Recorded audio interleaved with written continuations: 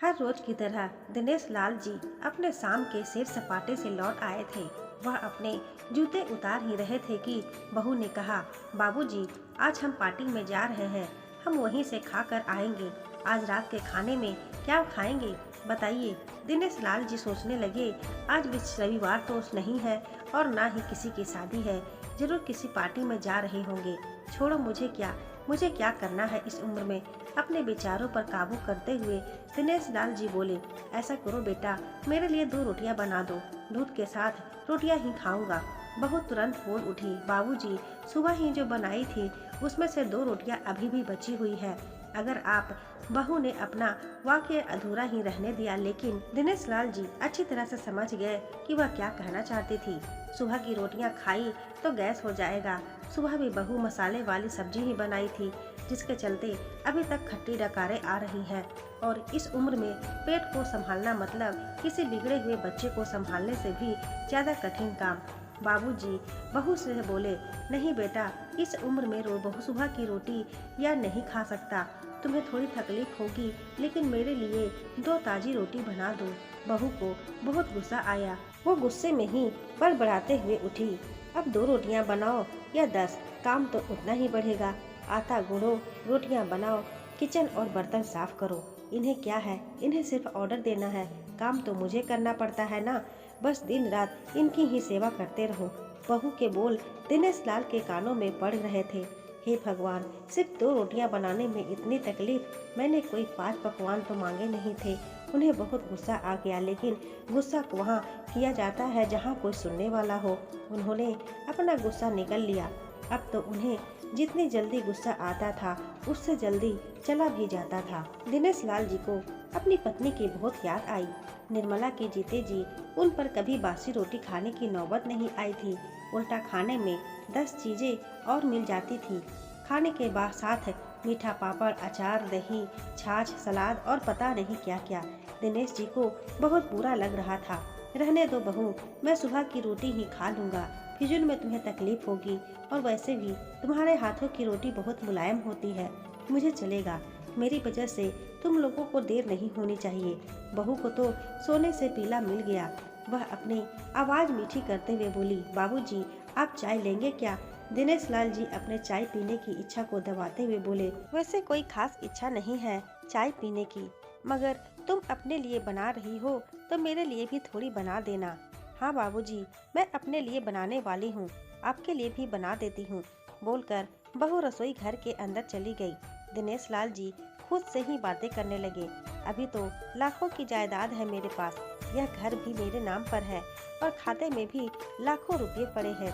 कभी बेटा विषय निकालता है तो मैं बोलकर टाल देता हूँ कि मेरे बाद तेरा ही तो है सब कुछ, और फिर 1 कप चाय और 2 ताजी रोटियों के लिए तरसना पड़ता हो तो उन बूढ़ों का क्या होता होगा जिनके पास संपत्ति के नाम पर सिवा पुरानी यादों के कुछ भी नहीं होता।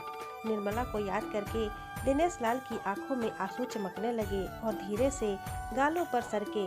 निर्मला के होते हुए उन्होंने घर का कोई भी काम नहीं किया था।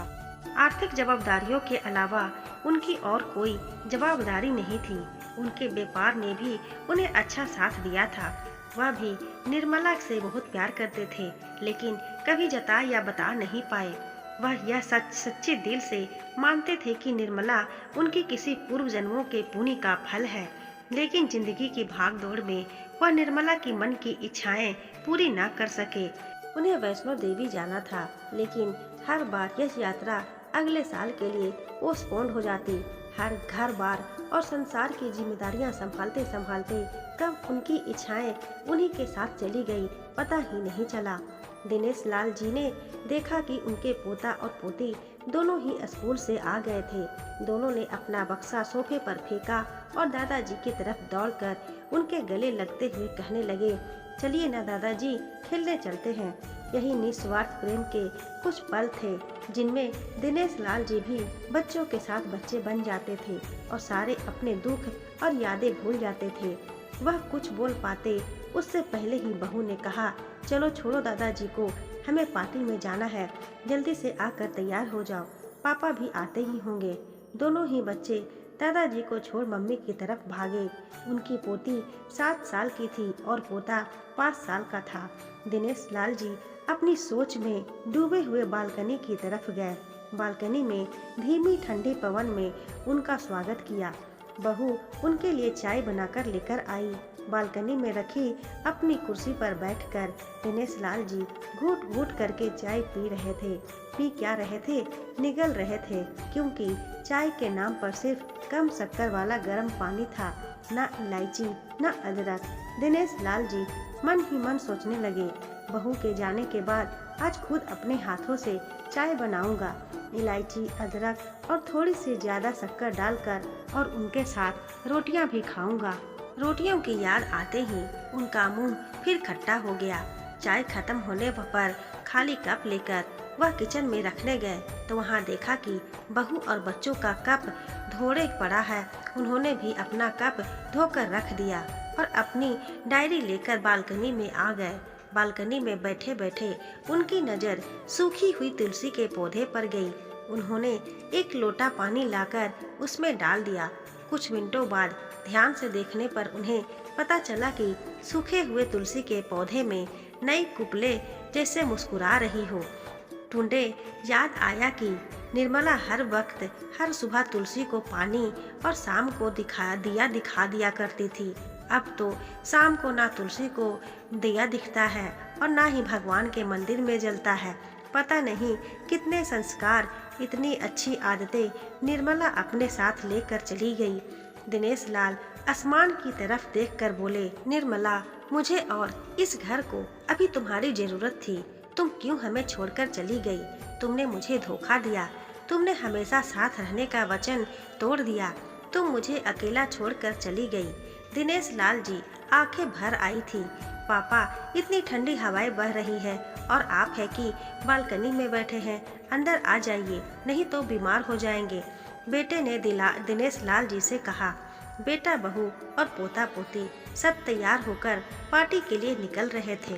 किसी ने झूठ मन रखने के लिए भी उनसे नहीं पूछा कि साथ चलिए पापा।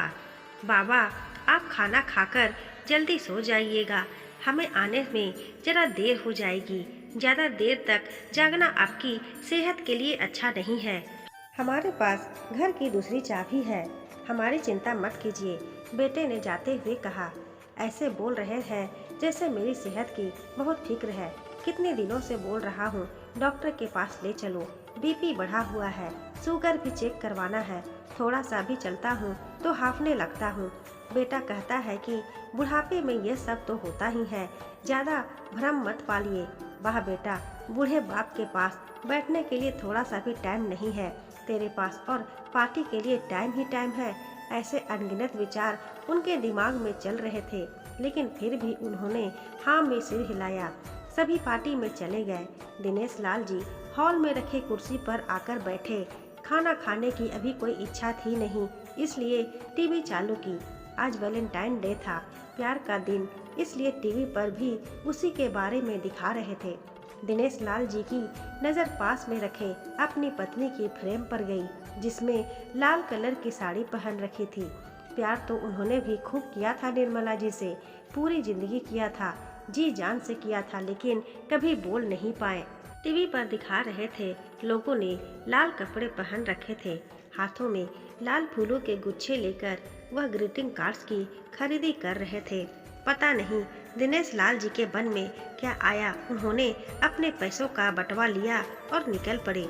निर्मला जी के याद में चलते चलते वो एक आइसक्रीम पार्लर के पास पहुँचे।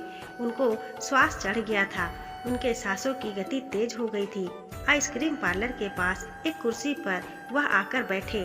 तभी वहाँ पर एक छोटी बच्ची आई जो गुब्बारे बेच रही थी। बच्ची बोली, दादाजी, गुब्बारे लोगे क्या? इतने ही बचे हैं, बिक जाएंगे तो जल्दी घर चली जाऊंगी। दिनेश लाल जी ने देखा 10-12 रंग बिरंगे गुब्बारे थे। उन्हें याद आया कि निर्मला जी को भी गुब्बारे बहुत पसंद थे, लेकिन अब गुब्बारे लेकर क्या करूं? उन्हें बच्ची की आंखों में सच्चाई और आशा दिखी। उन्होंने 200 रुपये और सारे गुब्बारे खरीद लिए। उन्हें फिर से निर्मला जी की याद आई, क्योंकि वह भी घर से निकलते समय हमेशा थोड़े एक्स्ट्रा पैसे लेकर निकलती थी और किसी न किसी जरूरतमंद की मदद किया करती थी। कभी वो टोकते तो वह कहती, हमें भगवान ने लेने वालों के नहीं देने वालों की लाइन में खड़ा किया है और थोड़े से रुपयों के बदले में लाखों की दुआएं मिलती है, तो मुझे टोका मत कीजिए। आंखों में आंसुओं के साथ दिनेश लाल जी खड़े हुए रास्ते के बीचों बीच आए।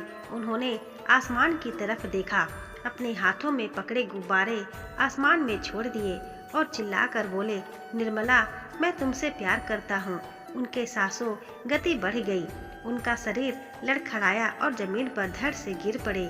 आसमान के लोगों को कुछ भी पता चल पाए उससे पहले ही दिनेश लाल जी ने इस मोह माया की दुनिया को अलविदा कह दिया।